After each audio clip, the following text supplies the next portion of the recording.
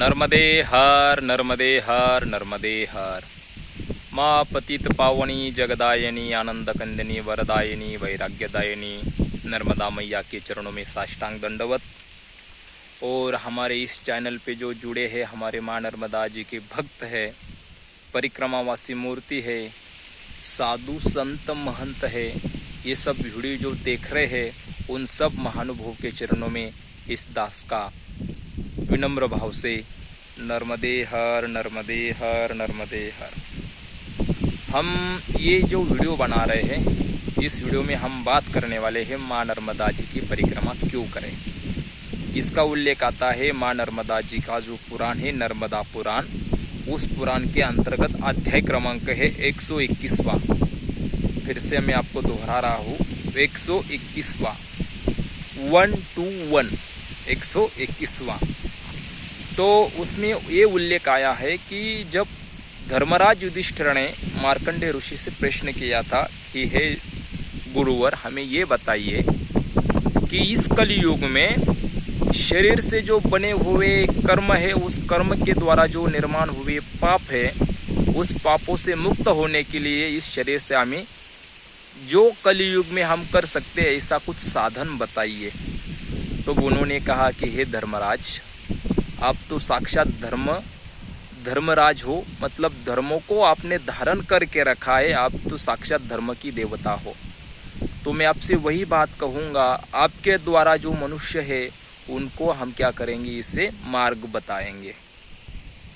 तब मार्कंडेय ऋषि ने उनसे धर्मराज से ये कहा कि इस मनुष्य जन्म में आदमी की जो आयु है इसका कोई भरोसा नहीं है, कब किसकी बैटरी खत्म हो जाएगा और मोबाइल स्विच ऑफ हो जाएगा। वैसे ही आदमी का कर्मों का भरोसा नहीं है, कब कर्म है जो प्रारब्ध खत्म हो जाएगा और इसके प्राण पखेरु इस शरीर से उड़ जाएंगे, फिर इसमें आना पड़ेगा वो पाप जो बना है उसको भोगने के लिए। तो इस जन्म में जब आए हो तो तीर्थ यात्रा और नामस्मरण दो साधन बताए हैं। जो फिर तीर्थ यात्रा करनी है तो कैसी करनी है, तो फिर उन्होंने जो पुराण में उल्लेख आया है माँ नर्मदा जी की परिक्रमा है। परिक्रमा में मैंने बताया है कि 3500 तीर्थ है, सभी 3500 कोटि बहुत तीर्थ हैं, तो सभी तीर्थों से घूमना नहीं होगा तो परिक्रमा करनी है। तो उन्होंने कहा कि ये जो नर्मदा मैया है, इस नर्मदा मैया के स्मरण मात्र से एक जन्म का पाप नष्ट हो जाता है। फिर से कहता हूँ, स्मरण मात्र से एक जन्म का पाप नष्ट हो जाता है। और माँ नर्मदा जी के दर्शन मात्र से 3 जन्मों का पाप नष्ट होता है। फिर से सुनिए, माँ नर्मदा जी के आंखों से दर्शन करने से 3 जन्मों का पाप नष्ट हो जाता है। और माँ नर्मदा जी में स्नान करने से 7 जन्मों का पाप नष्ट हो जाता है। ये नर्मदा पुराण कहता है, मैं मन से या दिमाग से नहीं कहता हूँ, मैंने जो पढ़ा है वही मैं आपको बता रहा हूँ। माँ नर्मदा जी की परिक्रमा का महत्व है, परिक्रमा क्यों करनी है। और जब आप ये तीनों भी साधन आपको साधने हैं तो माँ नर्मदा जी के किनारे ही चलना पड़ेगा।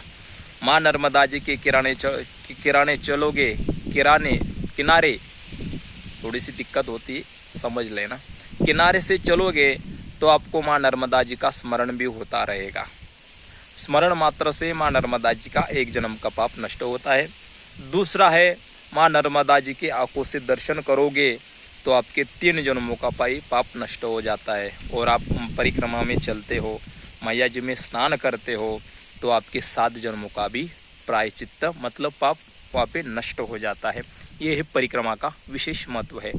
और परिक्रमा में जब आप परिक्रमा के ये हिसाब से चलते हो, आप जब परिक्रमा में चलते हो तो आपके ऊपर देवगण, पितृगण, आकाशचारी मार्ग से जो भ्रमण करने वाले देवता है सभी आपके ऊपर संतुष्ट हो जाते हैं। हम जब परिक्रमा उठाने के लिए जाते हैं ओंकारेश्वर में, तो हमें पहले माँ नर्मदा जी का दर्शन करने के बाद उससे पहले हमें ममलेश्वर भगवान जी एवं ओंकारेश्वर भगवान जी के दर्शन करना है। क्योंकि हम जब संकल्प लेते हैं तो मैया जी को क्रॉस नहीं कर पाते, इसलिए हमें ओंकारेश्वर भगवान जी का दर्शन पहले करना है। और जब हम संकल्प लेते हैं तो हम ब्राह्मण देवता से आज्ञा लेके फिर परिक्रमा में आगे बढ़ते हैं। इसलिए संकल्प करना भी बहुत जरूरी है। और संकल्प करने के बाद हम जब संकल्प करते हैं तो हमें परिक्रमा करनी है मैया की, तो मैया के किनारे ही चलना है हमें, बाकी किसी दूसरे रास्ते से जाना ही नहीं है। ये भी हमारा संकल्प रहता है। माँ नर्मदा जी के किनारे चलोगे, जिस कल्याण हेतु हम परिक्रमा में चल रहे हैं वो कल्याण अगर नहीं होता है तो परिक्रमा हमारी किसी भी काम की नहीं है। माँ नर्मदा जी के साथ चलो, परिक्रमा करो। तो परिक्रमा में आप चलते हो तो आपके ऊपर देवगण, पितृगण और आकाशचारी मार्ग में जो रहते हैं भ्रमण करनारे देवता, ये आपकी सहायता करते हैं। इसी के कारण आपको परिक्रमा में हिंसक पशु, पक्षी, प्राणी, आदमी किसी भी प्रकार से आपको तकलीफ नहीं होती है। प्रकृति भी आपको प्रेम करती है, प्रकृति भी आपको फूलों के जैसे संभालती है। यह माँ नर्मदा जी की परिक्रमा का विशेष महत्व है।